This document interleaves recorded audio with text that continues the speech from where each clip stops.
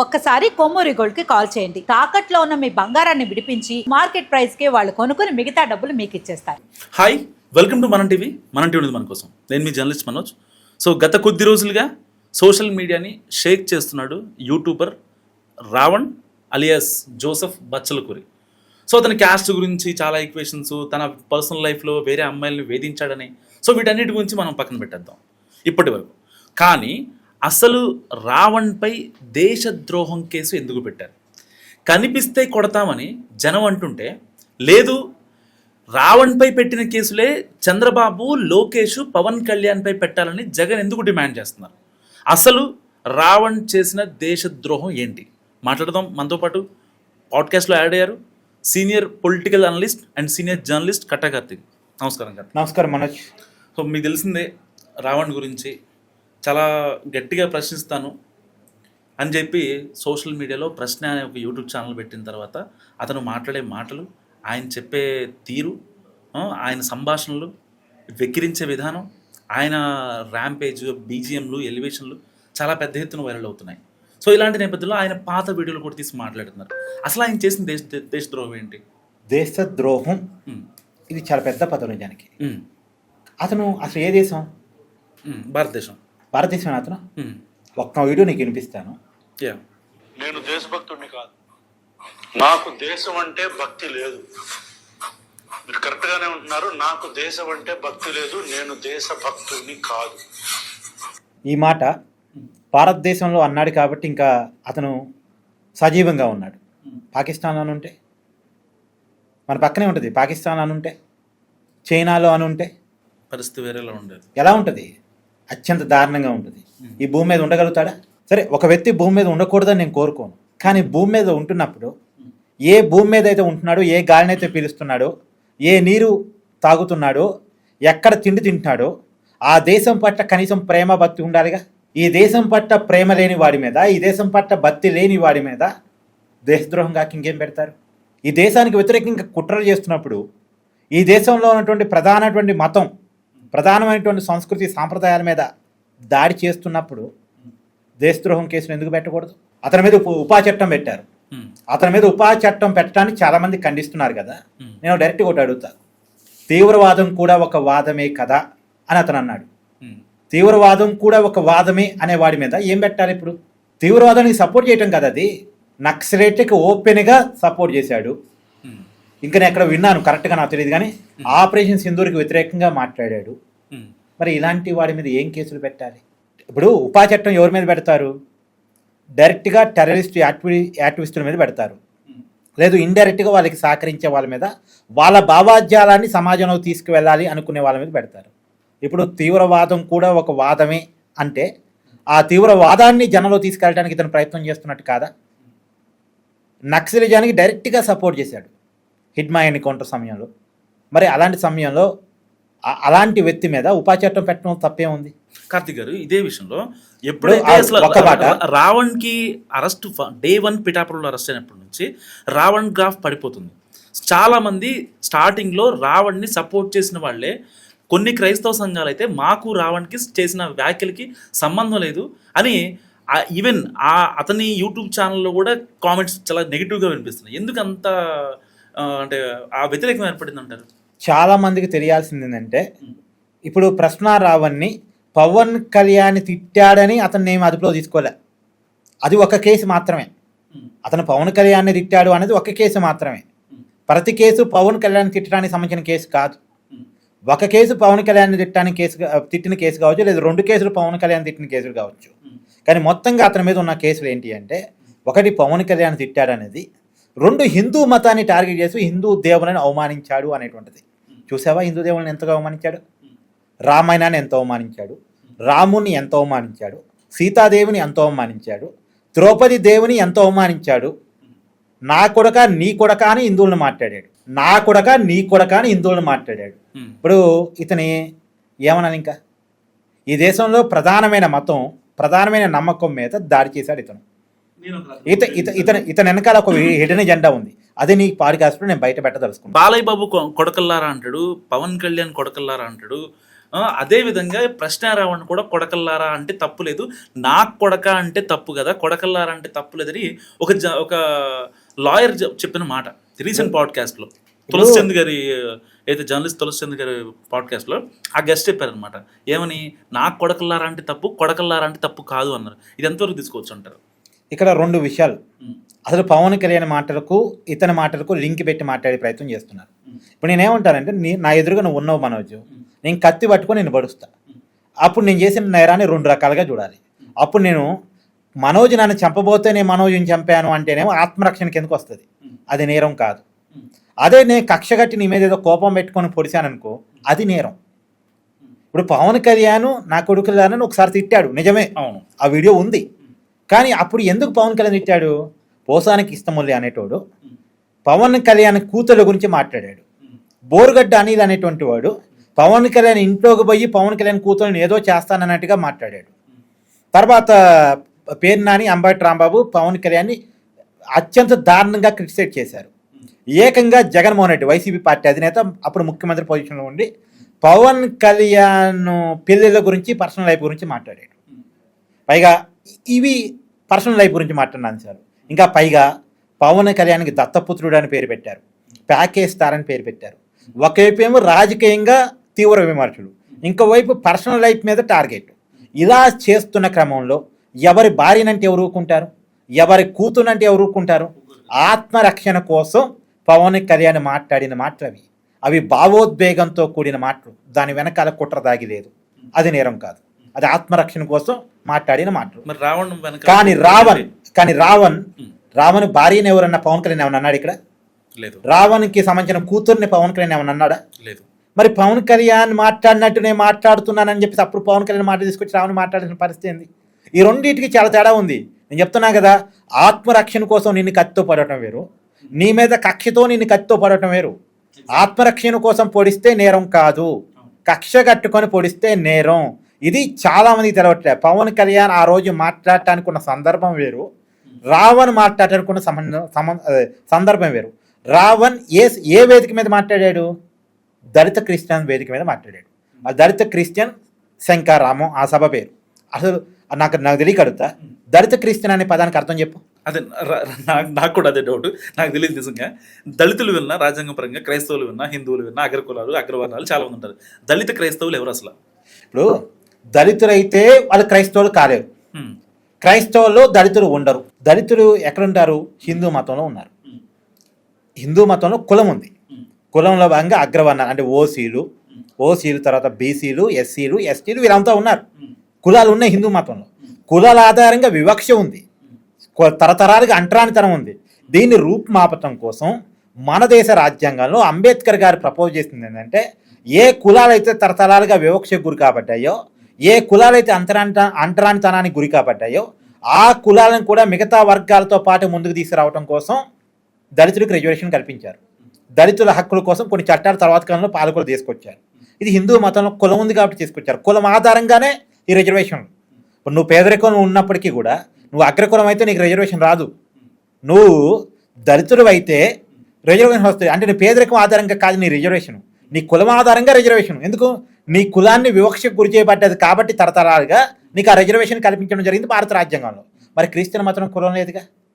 కులం లేదని క్రిస్టియన్ మతం చెప్పుకుంటుంది, కులం లేదని ఇస్లాం మతం చెప్పుకుంటుంది. ఒక్కసారి నువ్వు క్రిస్టియానిటీలోకి వెళ్ళిన తర్వాత నీ కులం లేదు, నువ్వు ఒక్కసారి ఇస్లాంలో పోయిన తర్వాత నీ కులం లేదు. మళ్ళీ కులం ఆధారంగా రిజర్వేషన్ నీకెందుకు అక్కడ?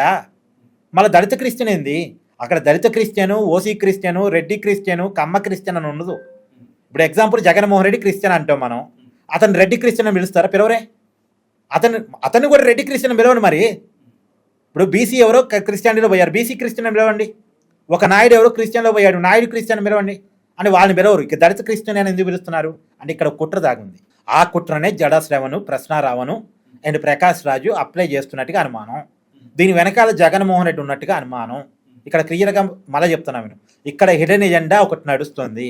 ఆ హిడెన్ ఎజెండా ఏంటంటే హిందూ మతంలో దళితులను తీసిపోయి క్రిస్టియానిటీలో కలపాలి. ఇప్పుడు మీ ఇంట్లో బియ్యం ఉన్నాయి, బస్తాడు బియ్యం ఉన్నాయి, అవతల ఇంట్లో లేవు. నీ ఇంట్లో ఉన్న బస్తాల్లో ఉన్న సగం బియ్యాన్ని తీసిపోయేసి అవతల ఇంట్లో కలిపితే వాళ్ళు కూడా నీకు సమానంగా కనపడతారు. అర్థమైందా నీకు? హిందూ మతంలో దళిత సెక్షన్ 20% వరకు ఉంటారు, ఎవోనే ఉంటారు. మన తెలుగు నేల మీద ఒక 20% వరకు దళితులు ఉన్నారు. ఆ 20% దళిత వర్గాలను తీసుకుపోయి క్రిస్టియానిటీలో కలపాలి. కలపటం కోసం చేస్తున్న ప్రయత్నంలో భాగంగా వచ్చిన పదమే దళిత క్రిస్టియన్. కార్తీక్ గారు, ఇప్పుడు అయితే ఈ భారీ కుట్ర వెనక కూటమి నాయకులు కొంతమంది మహాసేన రాజేష్ చెప్పేది ఏంటంటే, లేదు ఆ రోజు కనుక దళిత క్రైస్తవ శంకారావంలో క్రిస్టియన్ల గురించి, వాళ్ళ ప్రగతి గురించి, వాళ్ళ అభివృద్ధి గురించి 4 మాటలు మాట్లాడితే కనీసం ఒక్క మాటైనా జడ శ్రవణ్ కావచ్చు, ప్రశ్న రావణ్ కావచ్చు, ఎవరైనా ఒక్క మాట మాట్లాడితే బాగుండేది. కేవలం వీళ్ళ టార్గెట్ మొత్తం రాజ్యాంగబద్ధ పదవిలో ఉన్న deputy speaker Raghurama Krishnaraju, deputy CM Pawan Kalyan, ఇంకా లోకేష్, లేకపోతే రాధా మనోహర్ దాస్, వీళ్ళనే టార్గెట్ చేశారు. అసలు ఆ సభ వెనక ఉన్న రీజన్ ఏంటి? అసలు ఆ సభ వెనకాల ఉన్న హిడెన్ ఎజెండా ఏంటంటే, ఇందా నేను చెప్పిన కదా, హిందూ మతంలో ఉన్న దళితులను తీసిపోయి క్రిస్టియానిటీలోకి మార్చాలి, మత మార్పిడి చేయాలి. మత మార్పిడి చేయాలంటే ఇప్పుడు ఒకటి అడ్డంకి వచ్చింది. ఇప్పుడు హిందూ మతంలో దళితులకు రిజర్వేషన్లు ఉన్నాయి, కానీ క్రిస్టియానిటీలో పోతే ఆ రిజర్వేషన్ అమలు కావు. హిందూ మతంలో దళితులకి ఎస్సీ యాక్ట్ అని ఇలాంటి కొన్ని రక్షణ చట్టాలు ఉన్నాయి, అట్రాసిటీ యాక్ట్ ఉంది కదా, అవి క్రిస్టియానిటీలో పోతే అప్లై కావు. మరి ఇక్కడ ఉన్న చట్టాలు అంటే ఇక్కడ ఉన్నటువంటి రైట్స్, ఇక్కడ ఉన్నటువంటి రిజర్వేషన్స్ వీటిని తీసిపోయి అక్కడ పోయినా సరే అప్లై అయ్యేటట్టు చేయాలి. ఇప్పుడు దానికోసం దళిత క్రైస్తవం అనేటువంటి పదాన్ని పుట్టించిందే దానికోసం, ఆ పదం పుట్టిందే దానికోసం. ఇప్పుడు క్రిస్టియానిటీని యూరోప్ కంట్రీస్ ఫాలో అవుతుంటాయి గట్టిగా, అక్కడెక్కడన్నా దళితులు అనే పదం వాడతారని చూడు ఒకసారి చెక్ చేయి. క్రిస్టియానిటీలో దళితులు అనే పదం ఉందని చెక్ చేయి. క్రిస్టియానిటీని గుడ్డిగా ఫాలో అయ్యే దేశాల్లో, గట్టిగా ఫాలో అయ్యే దేశాల్లో దళితులు అనేటువంటి పదం ఉందా చెక్ చేయ ఒకసారి. ఎక్కడ లేదు. కానీ ఇక్కడ ఎందుకు క్రియేట్ చేశారు? అంటే హిందూ మతంలో ఉన్న దళిత సెక్షన్ మొత్తాన్ని తీసుకెళ్ళి క్రిస్టియానిటీలో కలపాలి.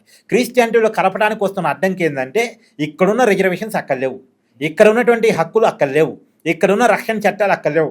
కాబట్టి ఇక్కడ ఏవైతే ఉన్నాయో ఇవన్నీ తీసిపోయి అక్కడ కూడా కల్పిస్తే వీళ్ళని మార్చడం చాలా ఈజీ అనేది.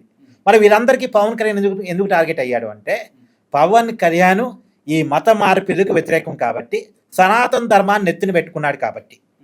ఇప్పుడు నీకు విషయం చెప్తున్నాను, సనాతన ధర్మం అనేటువంటి మాట పవన్ కళ్యాణ్ మాట్లాడకంటే ముందు, చెగువీరా అన్నప్పుడు, కమ్యూనిస్టు అన్నప్పుడు, 2019 ఎన్నికల కంటే ముందు వీళ్ళెవరు కూడా పవన్ కళ్యాణ్ని టార్గెట్ చేసినట్టు కాదు. ప్రశ్నారావుని పవన్ కళ్యాణ్ అభిమానం చెప్పుకున్నాడు అప్పట్లో. ప్రకాష్ రాజు మెగా ఫ్యామిలీకి దగ్గరగా ఉన్నాడు అప్పట్లో. తులసి చంద్ కావచ్చు, ప్రొఫెసర్ కె నాగేశ్వర్ కావచ్చు, ఎప్పుడు కూడా ఈ పవన్ కళ్యాణ్ని టార్గెట్ చేయలేదు ఇంతగా. కానీ ఇప్పుడు ఎందుకు టార్గెట్ చేస్తున్నారు? పవన్ కళ్యాణ్ తన ఆలోచన కొంత మార్చుకొని సనాతన ధర్మ సిద్ధాంతాన్ని నెత్తి మీద పెట్టుకొని హిందూ ధర్మం కోసం ఫైట్ చేస్తున్నాడు.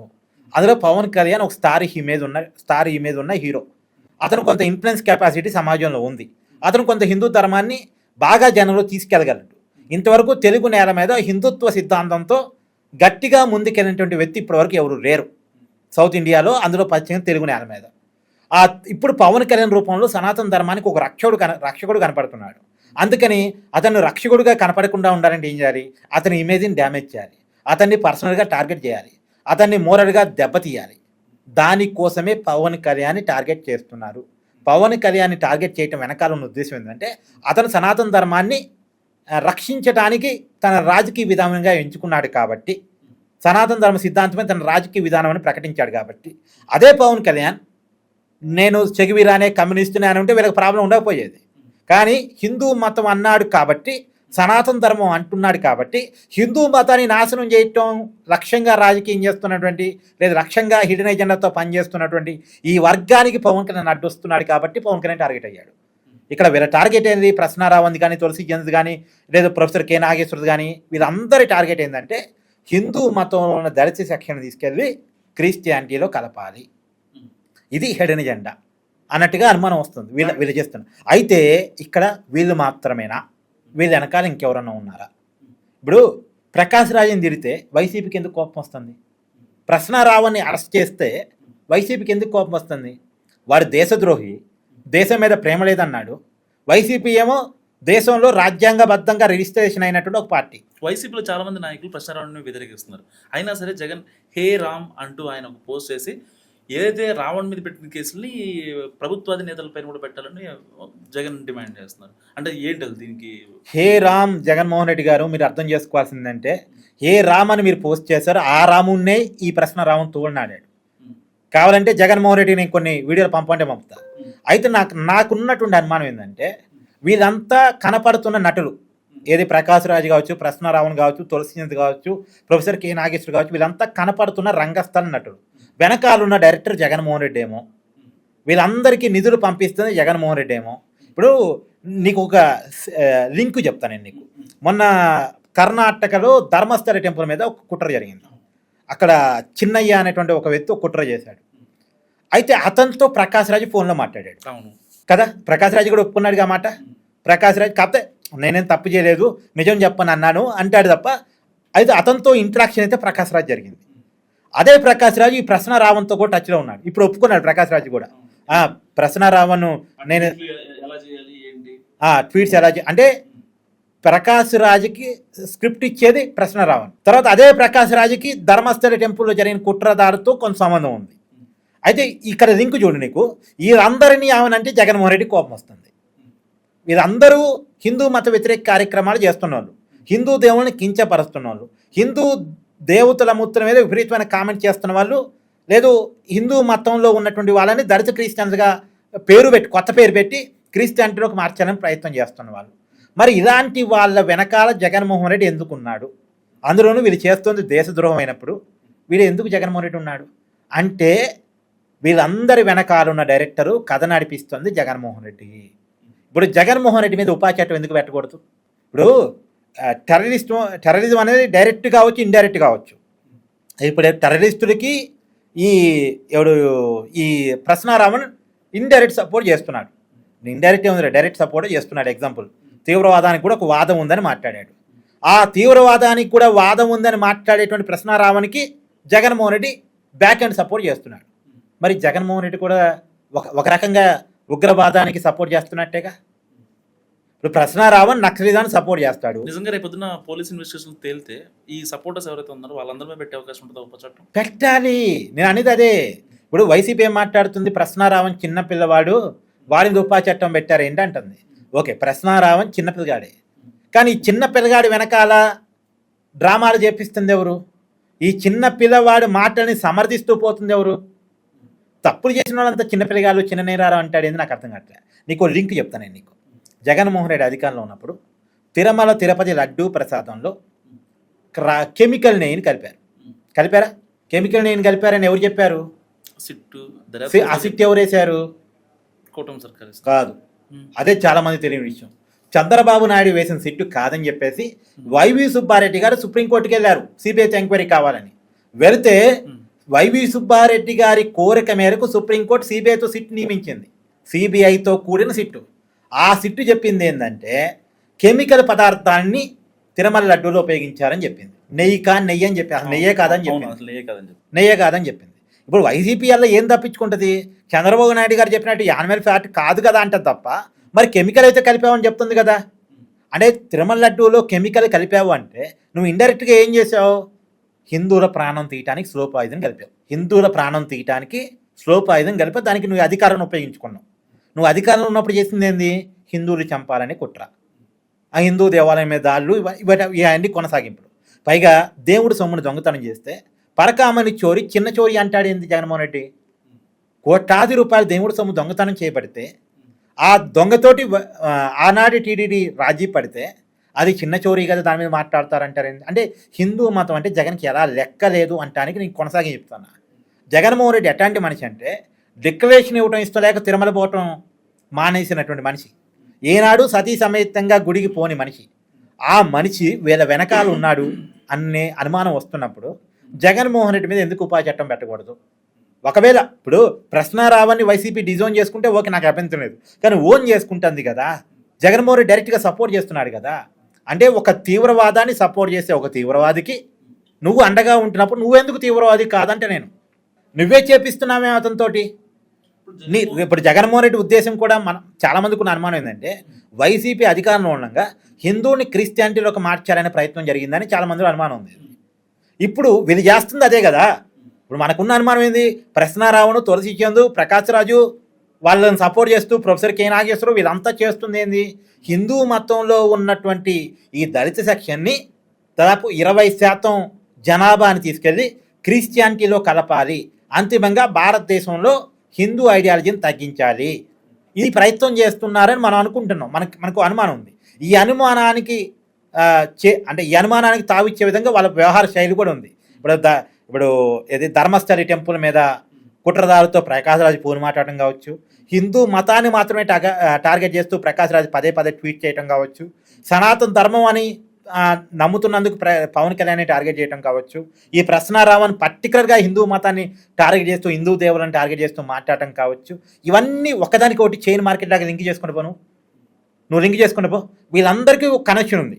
వీళ్ళందరూ ఇప్పుడు Tulasi Chand professor K Nageswaram interview చేసింది, ప్రొఫెసర్ కె నాగేశ్వర్ ప్రకాష్ రాజుని ఇంటర్వ్యూ చేస్తాడు, ప్రకాష్ రాజు ప్రశ్నారావణ్తో మాట్లాడతాడు, తను చేసే ట్వీట్స్ ఆ సారాంశం మొత్తం షేర్ చేసుకుంటాడు.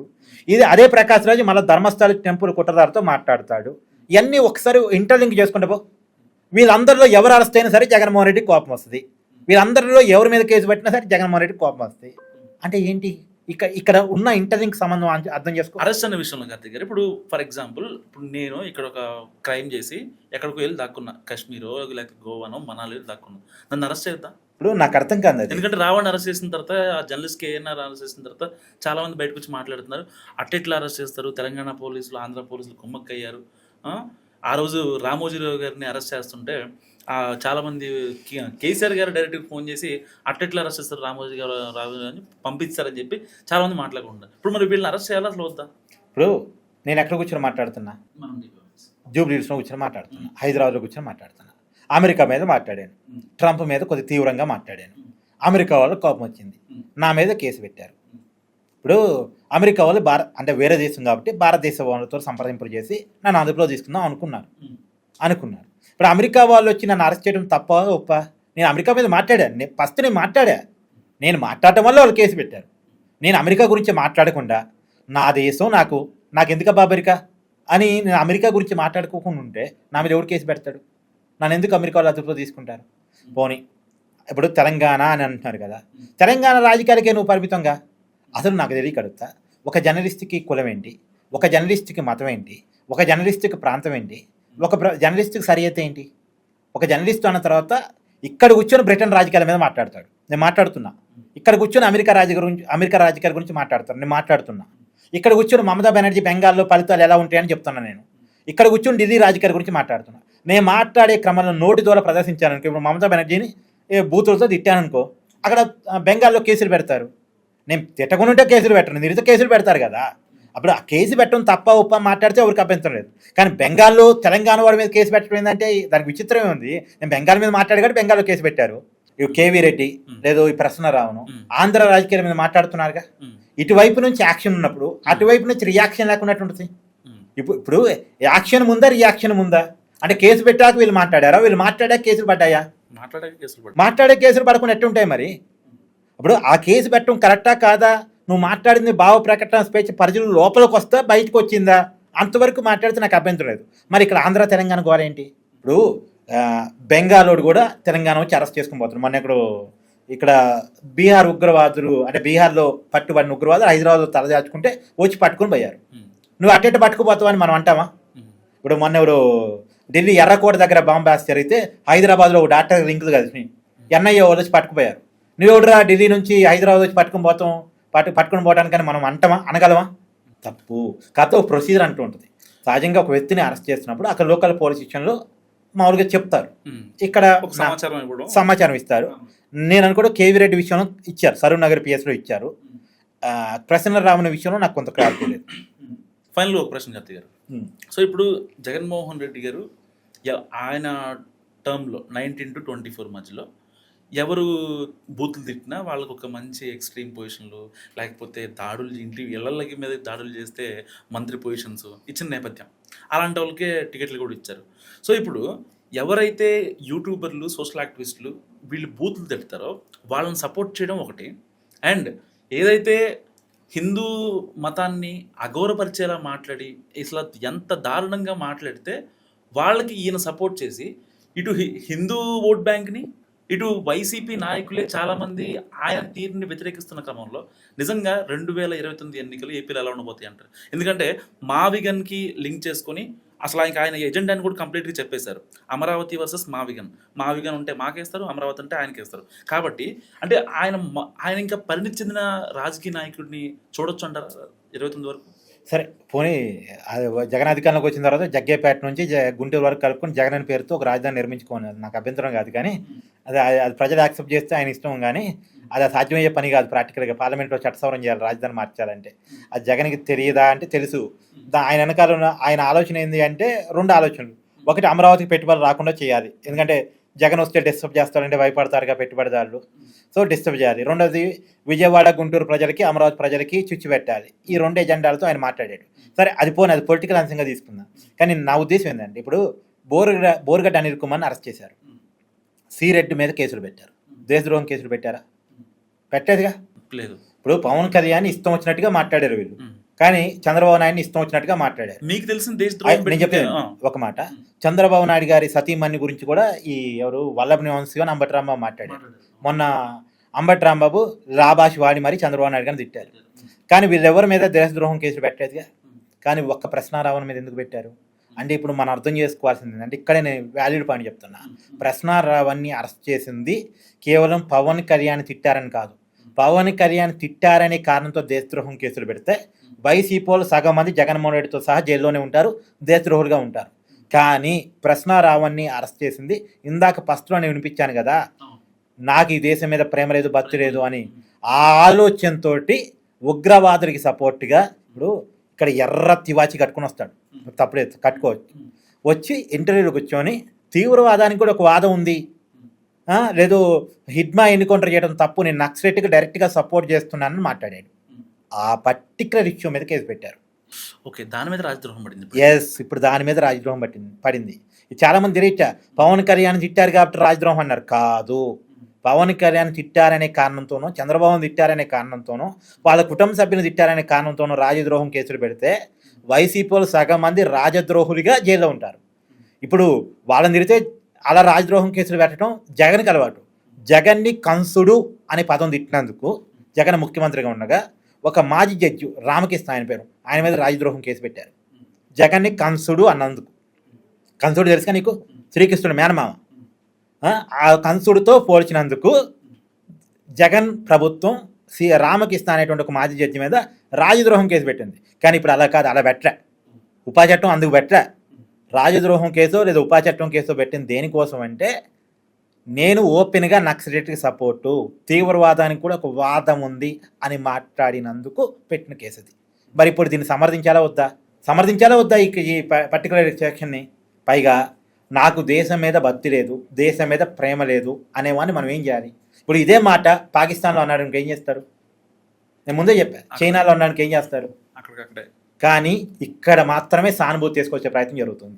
ఇక్కడ మాత్రం ఒక రాజకీయ పార్టీ అఫీషియల్గా సపోర్ట్ చేయగలుగుతుంది ఇంకా ఒక వ్యక్తిని. ఆ మాట అన్న వ్యక్తిని సపోర్ట్ చేయడానికి ఆ పార్టీకి ఎన్ని దమ్ములు ఉండాలి, అది మన చేతకంతాను, మనలో ఐక్యత లేకపోవడం. ఒక క్వశ్చన్ చెప్పండి ఫైనల్గా.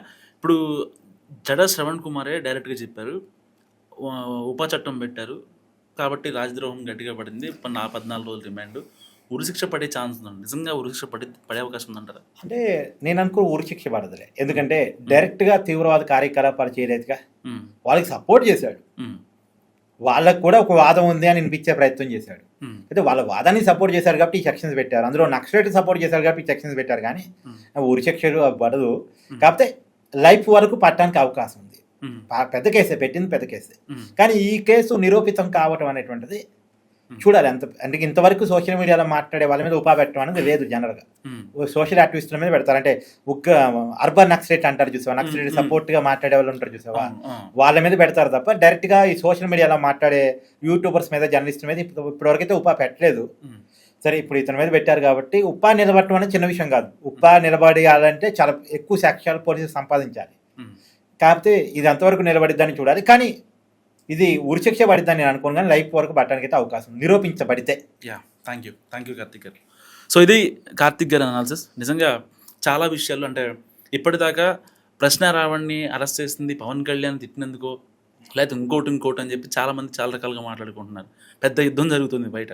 నిజంగా రావణ్ని మాకు వదిలేయండి, మేమే చంపేస్తామని చెప్పి కొంతమంది, లేదు రావణ్కి మేము సపోర్ట్గా ఉంటామని చెప్పి కొన్ని పార్టీలు. సో ఇలాంటి నేపథ్యంలో రాజద్రోహం పడింది, మరి 14 రోజులు రిమాండ్ కూడా పడింది.